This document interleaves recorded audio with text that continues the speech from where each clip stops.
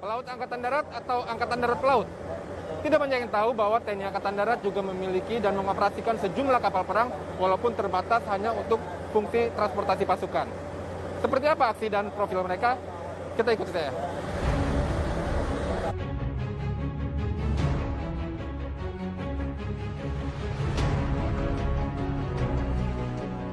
Kapal-kapal perang ini bukanlah milik TNI Angkatan Laut, melainkan milik TNI Angkatan Darat yang beroperasi di bawah Satuan Angkutan Air Pusat Perbekalan Angkatan Darat. Tidak tanggung-tanggung, Satuan Angkutan Air ini memiliki 14 kapal perang berbagai ukuran. Jumlah ini belum termasuk alat angkut air lainnya seperti kapal komando, hovercraft, kapal rawa, hingga perahu karet. Bahkan dalam waktu dekat, satuan ini akan menerima kapal angkut ukuran besar yang mampu menampung 8 buah tank Leopard dan dilengkapi landasan pendarat helikopter.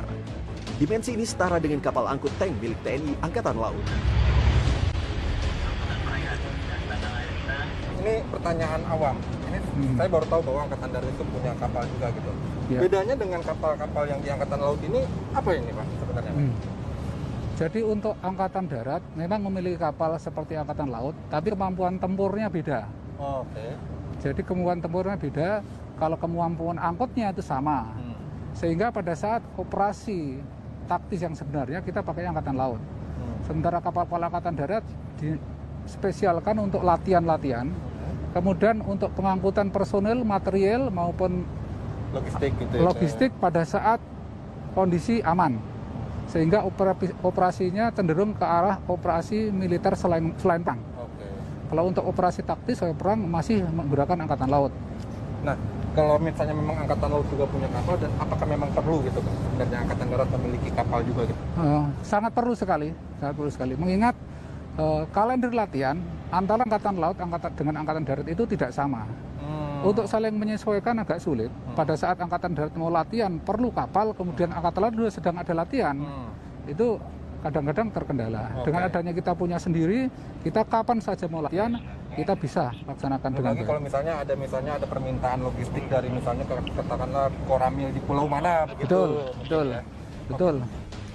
Selain kapal perang, Satuan Angkutan Air ini juga bertanggung jawab memelihara sejumlah alat perbekalan TNI AD, seperti misalnya tenda peleton dan dapur mobil lapangan.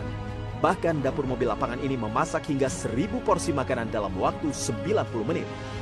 Yang pertama kita melihat satuan ini baru dinaikkan grade-nya, yang semula dipimpin oleh Letnan Kolonel, sekarang dipimpin oleh Kolonel.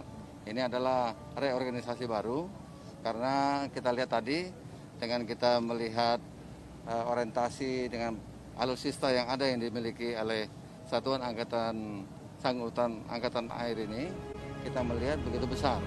Kedepannya, Satuan Angkutan Air TNI AD ini akan semakin dikembangkan dengan sejumlah alutsista lainnya.